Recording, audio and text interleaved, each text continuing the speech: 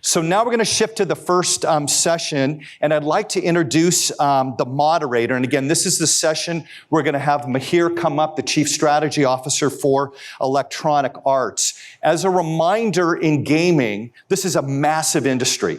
$350 billion a year in revenues, more than 3 billion gamers worldwide, and an industry that's continuing to change and create unique experiences. So he's going to be covering a variety of that. Our moderator is going to be our own UCLA Anderson's Matt Conroy. Matt has had senior product management roles at a variety of companies, Google, Stripe, and now at Warner Music. At Google, he was responsible for the vision, strategy, and delivery in several of the key product offerings that Google has got. So AdSense, Google Payments, and Google Fit. He's also recently took a role a couple of years ago with Stripe, heading up product for the Europe, Middle East, Africa region. And most recently, he's now the VP of Product Management at Warner Music Group, so one of the big record labels, helping them think about the use of data for their artists and how they create content and also how they deliver content. Matt, as I mentioned, is one of our own professors here at UCLA Anderson. He teaches one of the very popular courses here, Product Management Design. In terms of his academic background, he's got a bachelor's degree from Harvard. He's got a master's degree in science from Oxford. And believe it or not, he commutes to Los Angeles to teach. He's London-based and spends several weeks here with us. So he gets the award besides the Frequent Flyer Award. He gets the award at Anderson for being so committed to come so far. So Matt, let me welcome you here, and Mihir, please come on up. Professor Kramer, thank you so much for the wonderful introduction. I really appreciate that. It's a pleasure to be here. It is a long commute, but this is an audience that understands long commutes, all of you being in Los Angeles. So let me quickly tell you the plan for today, and then we'll get going. Terry gave a great introduction to that. I'm going to give a tiny bit of context on the gaming industry just to seed our discussion and level set. Then we'll bat some questions back and forth, and then I will gracefully get out of the way and see what you have to ask our distinguished guest. I believe Easton 1 is the code for our first session, as Terry mentioned. So a little bit of context to kick us off. Gaming industry is hot. It's full of brilliant franchises, many of which have moved into an echelon of cultural phenomena themselves. And as Terry mentioned, it counts almost half of the world's population as players. And when that's true, you've got a big business. I think it's roughly a $350 billion market at this stage.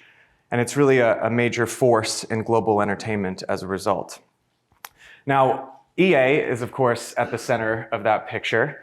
$7.4 billion in net revenue in fiscal 23. No small change there. But perhaps more importantly, a ton of popular household names. EA Sports FC, Madden NFL, The Sims, the Battlefield franchise. EA is, of course, at the center of this industry. And if you're anything like me, at home as a child, you heard, "It's in the game," quite a lot. And I guess from the sounds of that, a few others can count themselves in that as well. Of course, technology is poised to revolutionize how games are designed, how they're delivered, and how they're consumed. What are we going to see? We're going to see a step change in the speed and volume of content creation, new personalized experiences, maybe even procedurally generated storylines. And certainly when you think of AR, VR, and the metaverse, it's hard not to think of gaming as the place where the use cases are going to show up first. And really what we're seeing is an expansion of what it means to be a game and even a developer. And I think that's something close to EA's heart. Of course, these changes and really the pace at which they're coming bring as many challenges as opportunities, and we'll try and dig into a few of them today, though of course won't have time for all of them. So plenty to get started on. So here we go. So it's time to introduce our distinguished guest. So Mihir Vaidya serves as the Chief Strategy Officer for Electronic Arts, where he focuses on identifying and championing the company's long-term growth opportunities. And prior to EA, Mihir was a partner at a boutique consulting firm known as McKinsey & Company, where he advised some of the world's leading technology, media, and telecommunications companies, representing over 1 trillion in market cap. Mihir received his bachelor's degree from the University of Toronto and lives just up the coast in the Bay Area with his family. Mihir, welcome to UCLA. Thank you.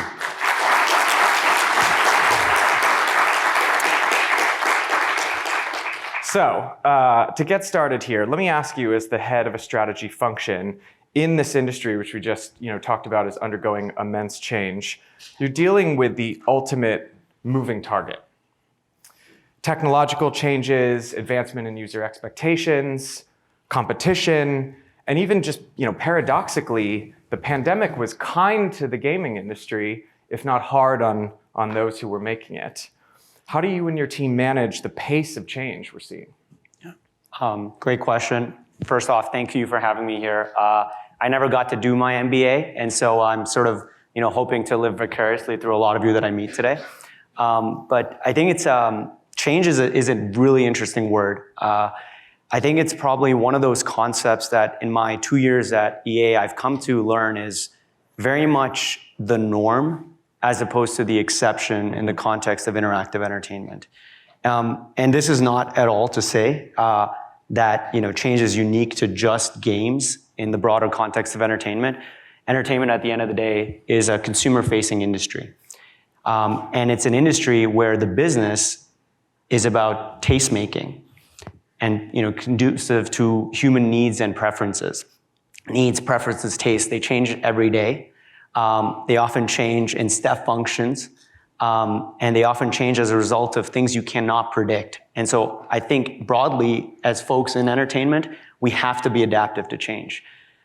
That being said, I do feel that gaming as an industry has to be more adaptable to change, perhaps, than many others, because there are a couple of factors or dimensions of change that are playing out at the same time on an almost daily basis. I'll start with the first one, just given we are at the Easton Technology Management Center, and that's technology. So if you think about technology in the context of games, I'm sure the first thing that comes to mind for many are graphics, visual rendering. Every day, engine technology, GPUs, and so on are getting better to allow for higher levels of fidelity in terms of lighting, shading, textures, things that I never thought I'd really know that much about. But sometimes I almost feel like I'm watching TV now when I play a new game. Exactly. And I think there's new technologies like ray tracing, all of which just add visual depth and fidelity, and things that our game makers have to think about every day. Networking and connectivity. This is perhaps one of the things I had to explain to my mom, for instance, when I started in this industry. She's gonna go and play and be in this industry. You used to sit in your couch and just play. Is that what you're doing all the time? It's a little bit different. She's like, what's different? And so she took out my Game Boy and she's like, here, you should just practice it again so you get some familiarity about what you're about to do. And I was like, Mom, games are a little bit different today. And she's like, explain to me how. And this is the explanation I gave to her, and it kind of worked with her. And so it's like my mom test, which I'm going to use with the audience, which is one of the things that's so profound about games today is that there really are social networks. And if you think about, the word social network has a lot of connotations to it, but the way I like to think about it is actually more what happens in the real world. I have two groups of social networks that mean a lot to me. One is, the group of friends that I hang out with. I have meaningful connections and shared experiences when we're in the park and throwing a frisbee. I have memories of those experiences. The other is when I go to a sporting event and I'm with all these fans from the same team as me. I love the Warriors. I love the Raptors too. Someone who's, spent a lot of time in Toronto. It's visceral when there's 20, 30, 40, 50,000 people just having this, sort of moment of monoculture in a world that's so fragmented. Games allow you to experience both. When you're playing a game, you're not in the real world, of course, but you're also not just sending a text or an image. And my friends are so flaky, I have a couple of them in the crowd and they take like 8 hours to respond. That's not a great social experience. In a game, when you score a goal on someone or you register a kill, you take down a boss together, it's this shared experience you're having, and you can have it with a few close friends or you can have it with massive communities. None of this would have been possible without the massive advancements we've seen in connectivity, with internet speeds, edge infrastructure when it comes to the cloud, and broadly just networking. I can't wait to see where it goes. There's a third dimension, probably everyone's familiar with, just platforms. I think both you and Terry mentioned that games today are not this niche industry, right? The things that I think my mom remembers as an example. 20 years ago, you had to sort of squint to see a few 100 million players. It was largely an industry that catered to folks in the US, Canada, the West, and Japan, Korea, and young men largely. Today, games are, 3 billion in terms of the active playing population. They're certainly the largest category in entertainment. And a lot of that certainly has to do with, how games have evolved, but a lot of that also has to do with platforms and accessibility. Everyone here today has a gaming device right now in their pocket, and it's their phone. Our game makers have to create technology, games that can work on a low-end iPhone, a high-end iPhone, low-end Android, high-end Android, a PS4, a PS5, an Xbox, a PC with so many different specs, soon with AR, VR, especially with the Vision Pro as an example. And so there's so many permutations that they have to configure at the exact same time. And on top of that, this idea of the social network, they have to make sure that if, you're playing on an iPhone and I'm playing on a PS5, in the future, we want to enable cross-platform experiences which allow us to engage together, even though we're in very different formats. So there's this soup of complexity that just comes. I can keep going on technology, but it just all results in a camera that's basically changing every day. It would be like if you were Martin Scorsese and making a film, every time you make a new film, you got to relearn the camera. And so there's a huge, vector of change there. And then technology is obviously not the only dimension. There's business model, there's geography, there's broadly the consumption model. Our business today is not like 20 years ago, it was like the movie business. You got a one-time sale, a ticket at the box office.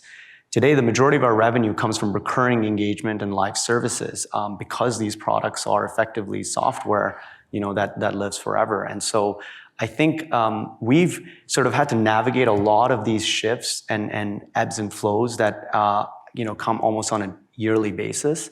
And the thing is that, it's not, certainly they're disruptive, all these forces of change, but they've actually been the biggest catalyst for growth for the industry. And so we sort of embrace change because what change does is it expands the frontier and the boundaries of what a game even is. You said expanding the definition of a game. I think it's a brilliant way of framing it because when you expand the definition of a game, what it ends up doing is it allows for existing players to have new and interesting ways of engaging, to keep coming back. It's a must-watch, it's a must-have, it's a must-play on a weekly basis. And it brings in new players who may have not wanted to play the same things that others do, but now they have some motivation that's served in the context of the game. And just to bring this to life, I think about it across 4 vectors of expansion: play, watch, create, and connect. Play is based, when you think about play expanding, it's not just what happens on the field in FC, what happens off the field. It's not just what happens in the car when I'm in Need for Speed, it's what happens when I leave the car. It's not just what happens in my house in The Sims, it's when I leave the house and go into the city. So play is certainly expanding. Create is an interesting one, especially with the conversation around generative AI. Today, a lot of the creation that happens in our games is people create objects, maybe a house, maybe an asset of some form. I don't think we're very far from people creating characters, narratives, and entire worlds altogether that don't necessarily supplant the core experience, but really augment it. Watch, this is one of my favorite stats, and my chief of staff gave me a list of numbers because he's like, make sure you don't quote the wrong numbers. But you can wave to it. Go ahead. Yeah. It's this is one of my favorite stats, which is that there were more hours watched of FC last year than some of the biggest, English language properties on the planet. There were more hours watched of FC on YouTube, TikTok, Instagram than there were of Stranger Things, one of the biggest, shows on the planet. Yeah. And so Watch is becoming, and this is without any intentionality really on our part, but with generative AI and other sort of technologies, we expect an expansion of the ways in which these environments can become sandboxes for you to role play, do interesting things, and then say, I'm going to publish this online because I, created my own sort of soap opera within the context of the game. And then, Connect, I talked about it. We're a social network today, very much so, but we're just scratching the surface. I still can't have a high fidelity conversation with you in the context of the game. And so what happens when that's unlocked and so on and so forth. So I think, broadly speaking, to summarize, change is very much, the norm, not the exception. It happens across a range of vectors, technology certainly, but others as well. When they compound together, they end up being this expansionary effect across Play, Watch, Create, and Connect, and ultimately, allow for our games to be much more than what they were just the day before.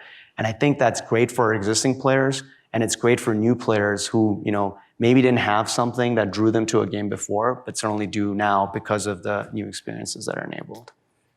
And here your mother said you could never make a career out of gaming. I know. I want to pick up, as often happens when you have a great speaker who's knowledgeable about the subject, you're like, well, I got to throw the rest of these cards out. I want to pick up on a thread you mentioned right there around how much game content is actually just being watched. I just saw a couple weeks ago that a trailer for a popular rival video game, let's say, franchise, broke the non-music video record for views in the first 24 hours on YouTube. Yeah, couldn't beat BTS, but that's a high bar. Yeah.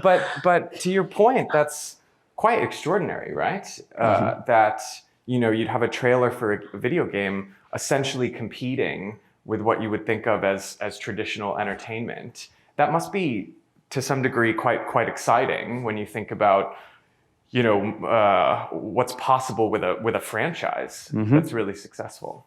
Absolutely. I often say to my team, we aspire and we should aspire to lead not just the future of interactive entertainment, but all entertainment. And that aspiration is grounded in exactly the observation you just had. Games are very much part of the cultural zeitgeist today, and in a big way, they're a core part of the mainstream. It's sometimes hard to internalize that when you're not part of the younger generations of today. But when we observe, we really think a lot about future generations of consumers. We have to build for those generations. Those are often described as Gen Z, Gen Alpha. It's a bit of a shorthand because you're in the music business. When Gen Z and Gen Alpha, or when younger generations like something, over time they usually influence the consumption patterns of the generations that preceded them. But when you focus and hone in on Gen Z and Gen Alpha, you'll notice a few things. You'll notice they consume more sport and entertainment than any generation before them by a wide margin. Our research indicates that just in the US, the average Gen Zer spends 19 hours a day consuming media. That's more hours than there are waking hours, and it's because they're on 5 screens at the same time, right? So the other thing... Do you notice how many people quickly put their phones away? Yeah, I know. I'm never judging, that's right. I'll only judge you if you only have one device on, that's right. But the second thing you'll notice is, historically entertainment was certainly a means for expression, but in a very limited sense. Today, entertainment is very much a means for self-expression for Gen Z and Gen Alpha. They don't want to just consume passively. They want to be participants in the conversation, use it as an extension of their identity. And they also not only like it as a means of self-expression, but also a means for social connection. So when you combine the desire for more content, more creativity, more connection, it's no surprise that games are their number one, and preferred form of entertainment. Because games allow them hundreds of hours of engagement, not a few hours. They allow them to go left and right, choose their adventure. They allow them to engage with their friends, massive online communities as well. And they allow them to really express themselves in that form of an avatar and so on. So I think we don't think it's unimaginable to think of, the future of entertainment as being very game-centric, as these generations become, the leaders of tomorrow, where they're 4 billion strong by 2030, they're half of the workforce. And by the way, the generations that follow them, there's 140 million new folks born every year. Every single one of them is going to be a player. Because every single one of them is going to be born with a mobile phone, or access to a mobile phone. And so it's this massive TAM expansion. And so when we look at it through the lens of that generation, it is very likely that the future of entertainment is going to be interactive. And so the question for us is, we're certainly leaders in today's interactive entertainment context. How do we create a strategy that secures and allows us to shape and lead that future? Because naively, I was imagining a replacement, right? As all of these new, sort of, let's say, new types of gaming come along. But then, I was trying to think about video, right? And the rise of YouTube and shorts and reels, it didn't quite disrupt the 2-hour movie or the 10-episode series, right? It was just became a whole new way for people to interact. Exactly. I think it's such a great point. It's never a zero-sum game. Absolutely, for sure, there are only 24 hours in a day, and there is unless you have 5 screens. Unless you have 5 screens. Yeah. But I think the way that we try to think about it is, if you're not just building an entertainment product, you are certainly building a community product, and community products are a function of not just a one-time consumption, but recurring consumption, because they require you to engage communities and allow them to connect, to create, to do a lot of different things. And so how do we provision that? And I think that's going to really allow us to shape and lead the future. And so maybe I'll touch on our strategy a little bit to just make this a little bit more tangible. Our strategy is really, focused on 3 pillars. The first is building games and experiences that entertain massive online communities. So a lot of the IPs that you mentioned, The Sims, EA Sports FC, Madden, Battlefield, Apex, each one of these IPs is, home to massive, hundreds of millions of fans, and real communities. When you think of the word community, it's such an overused term, but the reality of community is where you go to do things with other people, and where there's a two-way exchange of value, where every time 2 nodes in the network connect, there's truly a beneficial value exchange for both of them. And that's really what's playing out in the context of these games. And that's why people come back every week, every month. When you look at a lot of our FC players, they've been there for years. I mean, some of the folks that are in The Sims have had 300 generations of families, in that game. And so you just think about the nature of that, right? And they're such, the Sims is a core part of their identity. It has a meaning for them. And so that's the first pillar of our strategy, is to build games and experiences that entertain massive online communities. The second pillar is we want to create, blockbuster interactive storytelling. Now, the core of what we do is we are storytellers. We create worlds, we create characters, we create narratives. And many of these types of experiences are single player in nature. They are offline, so they're not part of a sort of community experience. But we still think it's very important to have a foothold in that business, and because it's core to our craft. If we can't do that really well, it's hard to actually scale massive online communities. So this is another core part of our strategy. And the third pillar is harnessing the power of community in and around our games. And this is one that gets me personally very excited. We have, 700 million unique active accounts in our network. It's one of the, I think, greatest consumer networks in the world. And as I mentioned, a lot of these players come in aggregating communities already around certain IPs. But their needs and motivations are not just satisfied within the game, right? So if they're EA Sports FC fans, it's not like all they want to do to engage with their love of their football is to play that, EA Sports FC. They do a lot of other things. They check stats, they play fantasy, they watch highlights, they have social conversations, they potentially have polls with their friends and so on. Today, if they want to engage in all elements of their fandom, they have to go to like 8 different experiences. Sure. And it's, I feel like we've had an explosion of content in the last 20 years by virtue of the internet, and we will have even more so with generative AI. But just more content doesn't imply a better consumer experience. You need to have low friction in accessing that content. You can't spend a third of your time searching and discovering things. And so we think a lot about that. How can we harness the fact that we are these massive communities of fans? We do have their favorite form of entertainment. And to remove friction and serve them new experiences, why can't they watch highlights alongside the FC game? Why can't they engage in stats? So that's the third pillar of our strategy, is to think about smart and natural ways for us to serve our fans and their core needs and motivations that are sort of tangential to the game experience. And I think when you take those together, building games experiences to serve massive online communities, creating blockbuster interactive storytelling, and harnessing the power of community in and around our games, we think together we'd be well positioned to lead this game-centric future as one of the strongest and I would say certainly most entertaining portfolios of entertainment in broader interactive. You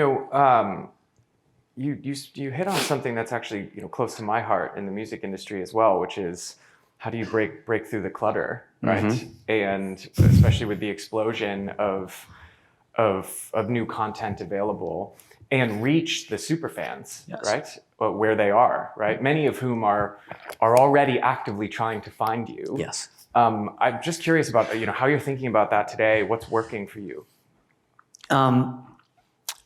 I think we have, I'll answer this question in sort of 2 parts. One is sort of what we're specifically doing, and 2, how I'm thinking about it more broadly in the context of the industry. We spend a lot of time and attention on, the user experience in the context of each one of our games. And the reality is that when someone comes to EA Sports FC, it's not the same experience as if you open up TikTok or you even open up Netflix. This is an appointment that involves a significantly higher level of depth. Mm-hmm. The average session length in an EA Sports FC experience is not a couple of minutes or a couple of, right, of divided it's attention. Hours, mm-hmm, right? And so I think we have a natural advantage in that there's a high level of intentionality that's already there with the consumer when they're in the experience. Now, when it comes to discovering new and interesting ways in which they can engage with the experience, we have all sorts of things that we think about to make sure that they're not just playing one mode per se, but they try new things that they may not have thought they were interested in, but they certainly could be. But I think discovery is less of a challenge in the games industry, perhaps relative to in TikTok or music or in any other context, because of the fact that we have this incredible depth of engagement with the content, and the depth of engagement means that it's intentional engagement, and it's not a consumer who's a tourist across a range of experiences. They know what they want, and therefore they've come to that particular destination. The second part, though, is I do think, like by raise, have hands here, how many people think, they have too many subscription services? Yes, I'll put both up. How many folks feel like it's very easy to navigate between all the entertainment services they have? One brave soul. That's right. Yeah. She must have had cable TV for too long. Yeah, that's the look, I think this sort of is the point of the second part of my answer, which is someone showed me a stat that Hollywood had made 2,000 hours of entertainment in an annual basis in 2000. Now makes around 10x that. YouTube alone, creates infinitely more than that on an annual basis. Mm-hmm. And so there's just never been more choice for the consumer. There's still 24 hours a day in 2000, there's still 24 hours a day today. And so you have a supply equation which just far outstrips the growth and demand from a per unit content basis. And that's great to have a lot of choice, but when there's so much choice, you can also feel the paradox of choice. And I think that as a result of that, over time, it has to be the case that there will be a sort of bundling of a lot of this content to allow for a more frictionless access. And I think there's some early attempts at this. We see this with Verizon and T-Mobile, for instance, putting a few different services together. But I think it's just scratching the surface. And especially when you think about this through the lens of Gen Z, Gen Alpha, and the full household, where, these bundles don't have games in them. They don't have many other digital services. So even if they are consolidating, for instance, Netflix and Disney and so on, at the end of the day, you're still not meeting the full needs of the household. And so I do think over time we should expect to see, a rebundling of sorts and the rise of the home entertainment bundle, which cuts across movies, TV shows, games, music, and so on. Because this current consumer experience just feels very untenable. Let's talk about something that will specifically result in more choice and more content and more complexity, which is Gen AI. I wonder if you could share with the group a little bit about how you see Gen AI specifically affecting the gaming industry. And I'm curious about that from the perspective of you as a CSO, but also as a player. Yeah, absolutely. So I'll maybe start off by just saying, I believe, and we as a company certainly believe, that generative AI, and in the context of games, is a situation where I believe games are going to be disproportionate beneficiaries of generative AI. Let me put it that way. And to really share some context on the behind this belief, since the dawn of the industry, games have really existed at the intersection of creativity and technology. And the relationship between creativity and technology has really been that of a flywheel. When one gets better, the other benefits. When the other gets better, the other benefits. And the reason is, whenever technology has advanced in the context of gaming, it's ultimately expanded the canvas for our creatives to paint on. And it's broaden the color palette that they can paint with. And I really believe that today, generative AI is going to be one such force and ultimately enable our creatives to do, certainly many new and interesting things and accelerate this flywheel and therefore, broaden the boundaries of game and expand our overall industry. In terms of the specific ways in which generative AI will sort of contribute to this flywheel and accelerate it, we think about it across sort of three vectors: efficiency, expansion, and transformation. Efficiency is really about freeing up the time of our scarce creative talent to do more of the things they want to do. Do less of the manual tasks, more of the highly creative tasks. So you can think of things like, for instance, prototyping, being able to ideate faster and to get to the fun faster. You can think about things like in production, for instance, a lot of the stadiums that you see in our sports games, those used to take 6 months to make. Now they take 6 weeks. I can imagine that in not too long from now, it's going to take 6 days, if not a few hours. This means that the folks that made those stadiums can now move to doing other things, like adding more fidelity, for instance, in the context of stadiums, right? Adding more depth to them. A stadium is not just a picture you see and it's like, oh yes, that is a super accurate stadium. It's about the fine details, the chairs, the walkways, the club restaurant in there, and how do you add increasing levels of fidelity because of the time you freed up. I really think this is, it's a meaningful unlock. And then, do you think we'll have a world where I play in the FC game and then leave the stadium and continue on? Yeah, absolutely. I absolutely think that's the case. In fact, if you just look at how sports is evolving today, and there's as much interest in the off the field programming as there is on the field. And in many ways, folks live vicariously through the footballers that are their heroes and the basketball players that are their heroes and so on, not just through what their exploits on the field, but off the field. So I think that's certainly the case. But even if I think about some of the other ways from an efficiency angle, this is one of my favorite examples, which is testing. When I was a partner at McKinsey, the majority of my clients were in the film and TV business when it came to media. And quality testing in that context was very different. You just had to go through the movie, make sure that there weren't some weird glitches here and there, and scenes flowed well. But everyone in the theater, everyone in the world saw the same movie. This is not the case for games, right? You and I may play the game and have very different experiences because I may turn left and you may turn right. And you just compound this with every second of gameplay. The number of permutations that are possible are almost infinite. And so, with millions of people playing this game around the world at the same time, our testing process is to account for millions, if not billions of hours of gameplay to make sure that it doesn't break and there aren't glitches. Yeah. And so this is where machine learning can have a huge impact, and already does. Today, 80% of our testing hours are done by machine learning models already. Wow, 80%. Yes, and so it's just, I think broadly speaking, you should see a lot of impact on this against this sort of efficiency vector. The one that gets me more excited is the second, which is expansion, because this is about expanding existing player experiences.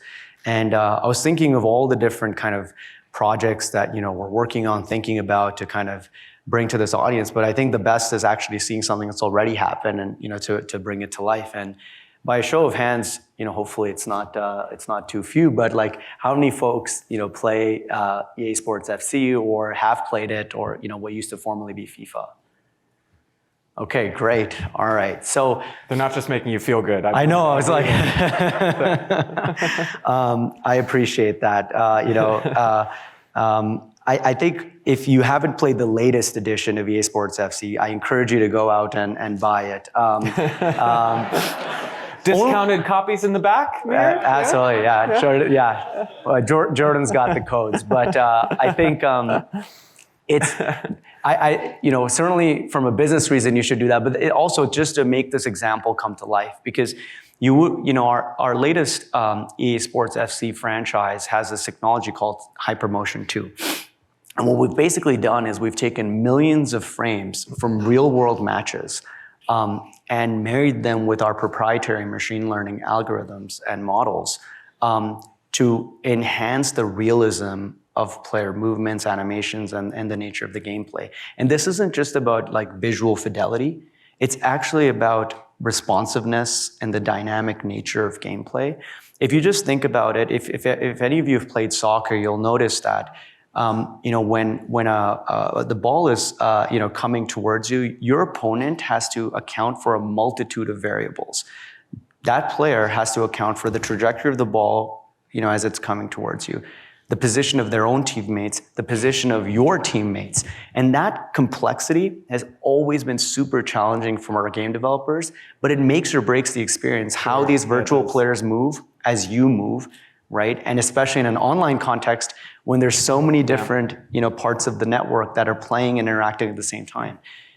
Because of machine learning, because of AI, I think we're gonna see a next level of sort of fidelity, realism, responsiveness of a lot of the virtual players on the field. And at the end of the day, our sports business is all about authenticity and the realism, right? And sports in general has this other dynamic, which is that every day there's a lot of things happening in the real world which influence your sense of authenticity. If Haaland just scores, Erling Haaland's one of the greatest footballers in the world, and if he just scores a scissor kick, goal that's just never been done before, and then tomorrow you can't play it in the game, it breaks your sense of immersion, it breaks your sense of realism. So generative AI will play a meaningful role in allowing us to, that elusive goal we've had in the, over 30 years of making this franchise, of bridging the virtual world with the real world on a real-time basis. And so that really gets me excited and in terms of that second vector expansion. And the third one is transformation, which is net new experiences. Hard to talk about it because it's net new, and so but you can imagine things like NPCs that have a broad range of personalities, have a depth of personality, have real memory, so that they create, if you think about games as two-sided networks today, creators and communities, what if they become a third node to the network, right? With the AI actually being equivalent to an experience of playing with another human. And suddenly now you have such a highly complex and nuanced network that can profoundly change the nature of the experience. So that's how we think about it. Generative AI we will be disproportionate beneficiaries, but it requires us to think about efficiency, expansion, transformation. And the last thing I'll say is, and this is more,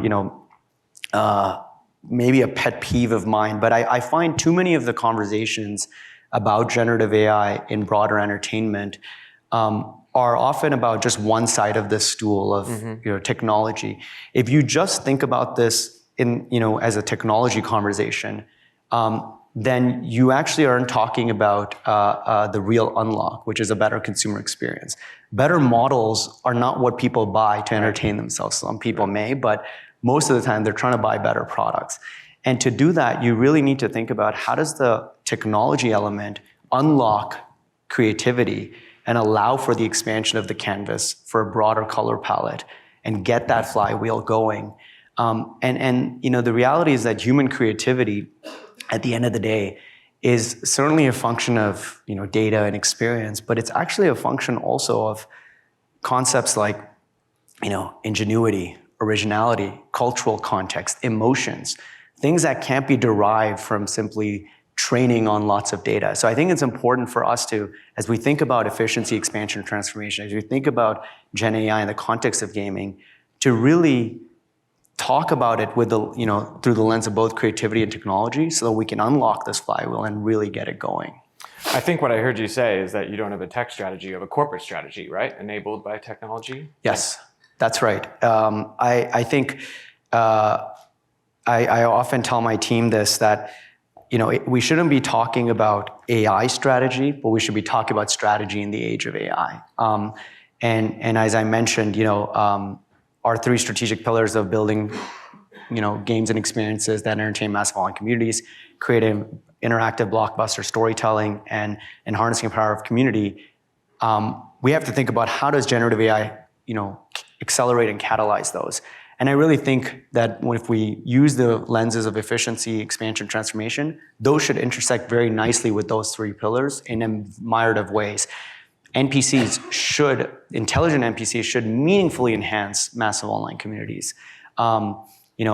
Infinite replayability of games should allow for these storytelling experiences to not just be one narrative line, but infinite narrative lines and allow you to replay them. Simple editing tools should allow anyone to be an influencer, by being able to clip their games and put it on YouTube or TikTok or with a few clicks of the button, versus if you've tried it today, it's not the easiest, especially if you want cool content. So I think, we really are thinking hard about, when we take those three pillars, how are efficiency, expansion, transformation use cases powered by generative AI going to really catalyze our corporate strategy? Well, you and I have a lot of work to do. Oh, wow. So I'm going to get out of the way and get straight to it. So first question is about how does EA think about the sort of cynical view of gaming affecting well-being, right? It's something I used to think about in past roles. Digital well-being isn't inherently good to spend several hours in front of the screen, playing FC. What are your thoughts on that, and how does EA think about it? I'll answer this in two parts.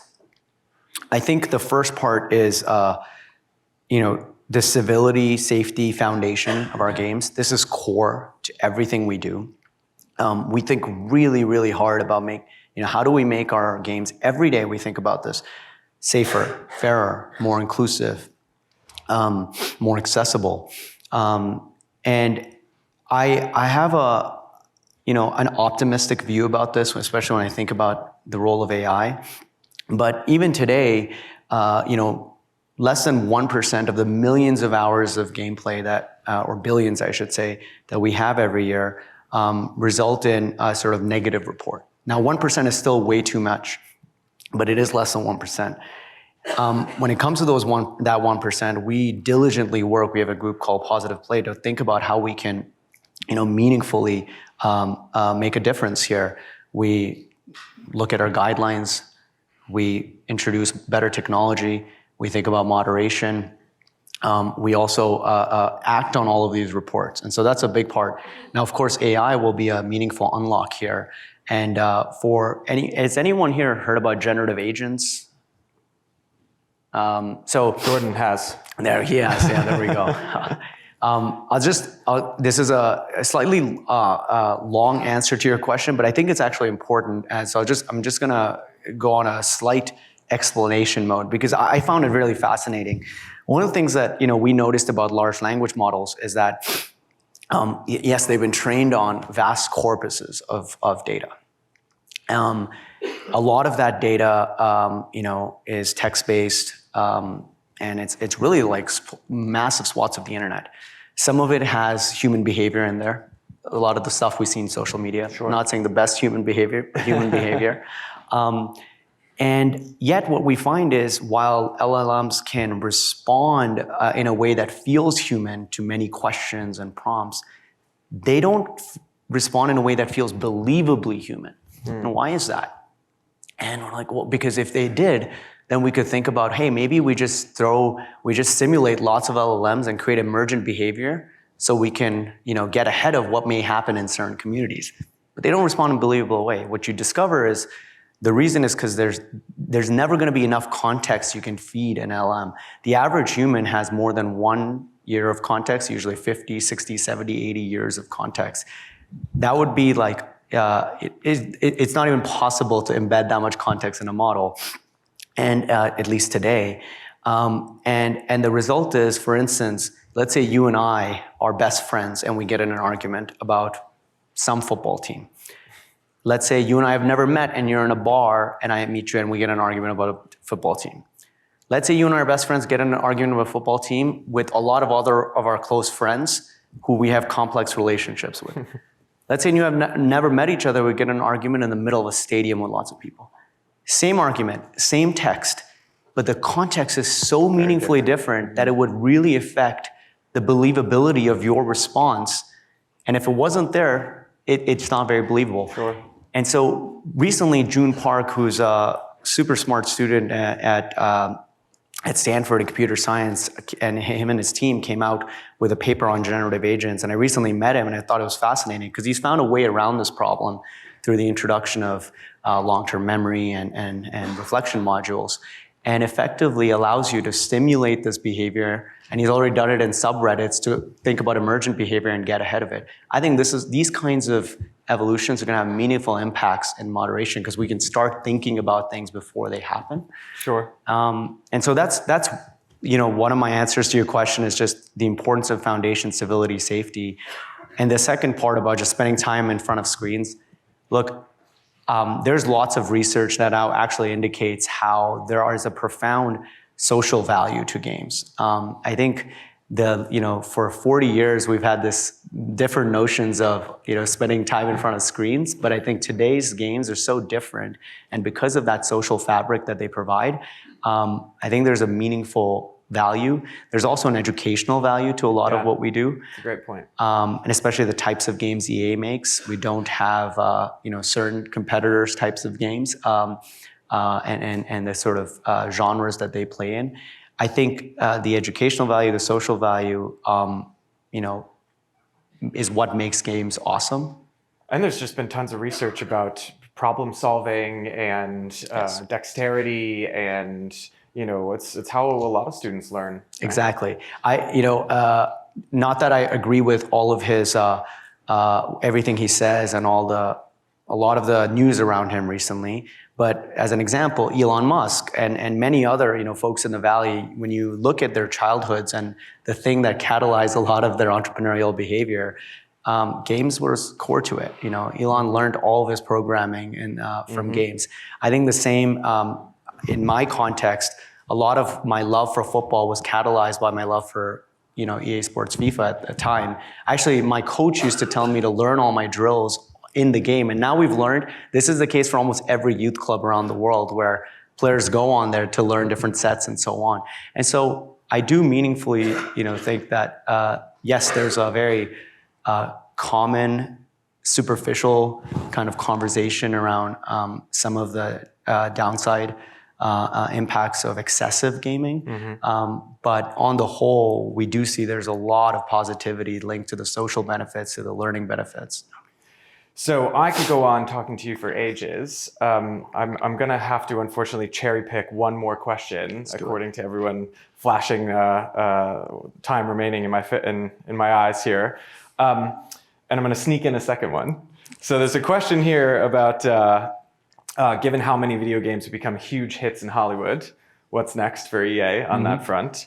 But we'll wrap that in another question, which is, do you have any advice for those aspiring to leadership roles in strategy in media and entertainment? Yeah, absolutely. So the first, I think there are lots and lots of transmedia collaborations that you should come to expect over the course of the next few years, not just in from an EA angle, but broadly in the industry. And I think the simple reason is because today's generation of storytellers in Hollywood grew up as enthusiasts of video games. And so they have a deep affinity for the source material, which is why they can tell better stories. If you look at the Super Mario movie of 30 years ago and you compare it to the one that was made last year, night and day. And it's a lot to do with, the person who makes it, right? Yeah. It's not just okay, we got the IP and now let's kind of take the same story and do something with it. You really have to have an affinity for the characters, for the world, for the fandom around the game. And I think the same goes the other way. We were, for instance, our game Jedi last year was the biggest beat in the Star Wars calendar for the year. More than any Star Wars movie, TV show, or any other piece of sort of fiction that was put out there. So you should imagine a lot more collaborations both ways. And the question around, advice.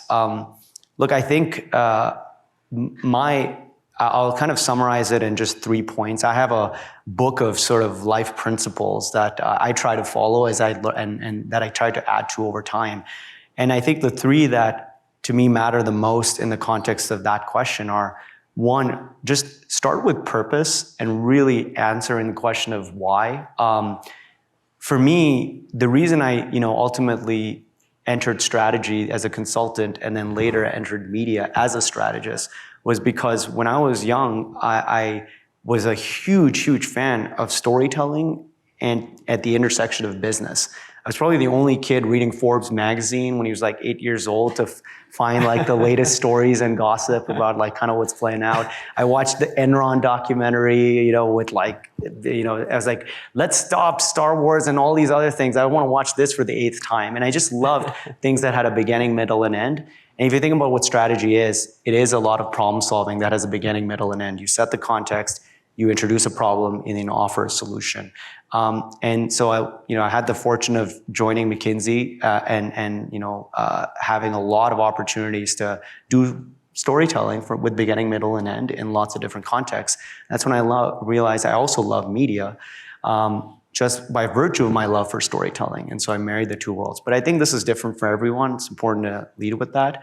And the other 2 things I'll just say is, I think it's really important as you aspire to leadership roles, that word matters a lot, that you focus in your relationship with others more on empathy and less on perception. I think a lot of folks think about, what does this other person think about me? What does my team think about me?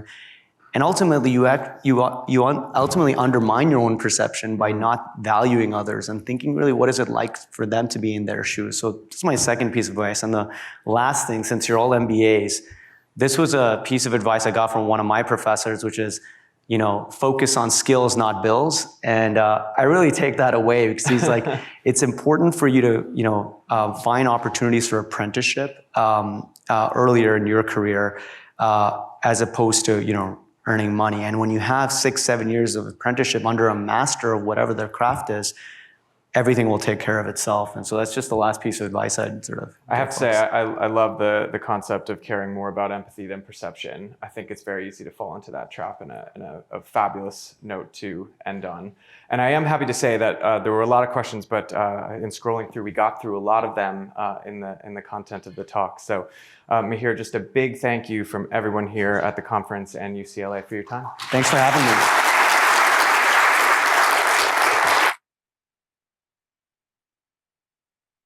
Good job. Good job.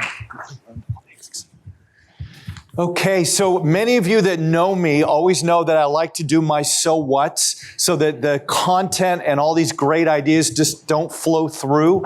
I actually got a lot of takeaways here that I think are relevant to a lot of other areas. Number one, when Mihir talked about games and he said they're really part of a social network and how that changes the dynamic of the business and what you can do and grow, that to me was a major message. Second thing is a lot of the implications of what he talked about was how personalization is increasing. As opposed to one-to-many, he talked a lot about personalization. If you look at a lot of other sectors with tech, they're talking about personalized. Personalized healthcare is probably one of the biggest things now that people are referencing. So the personalization to me was key, the role of platforms, their platform, and other platforms that they have to work with, and how that creates an advantage. Now, when he got into growth opportunities, what were some of the big growth opportunities? He talked about 5 or 6 of them. He talked about growing the amount of mind share for existing users. He talked about growing the number of users. He talked about new services. Matter of fact, as he started talking, I thought about super apps. If you look at WeChat in China, which is probably the most dramatic example of multiple services on a platform, he started to evoke those thoughts. But he said all of that growth opportunity requires ongoing innovation in content, in platforms, how immersive the experience is, etc. And he said related to that, gaming and all the major companies are going to be a net or disproportionate beneficiary of generative AI. Now, to go back to Kareem Lakhani's message, that basically says you've got to be the one that uses it well. Because implicit in what he's saying is the players that don't take advantage of generative AI in gaming and advances there will move behind. So very interesting message. I want to leave you with one anecdote that, again, I think he referenced so well. I remember during COVID, when we were using Zoom at Anderson, there was a Harvard webinar about how to use Zoom, and it was for faculty. And I remember most of the attendees, not necessarily people from UCLA, were moaning about the use of Zoom in the classroom. And I remember the guy that was speaking was a guy named Paul LeBlanc. He's the president of Southern New Hampshire University. Southern New Hampshire University is the largest provider of online education that's a nonprofit in the nation. So they do all sorts of stuff, degree programs and non-degree programs. Paul LeBlanc closed the webinar saying, let me share with you, this is his view about the future of education, and he says follow people that are active as online gamers. He says they have a highly customized experience, and they have an experience that's very immersive. So for all of you in the audience, he's speaking obviously to faculty that have a negative kind of one-to-many mindset. They need to be thinking about where the technology is going. And again, the ability to customize and create greater engagement can create huge upside at lower costs. So another big thank you for Mihir and Matt. I thought they did a great job.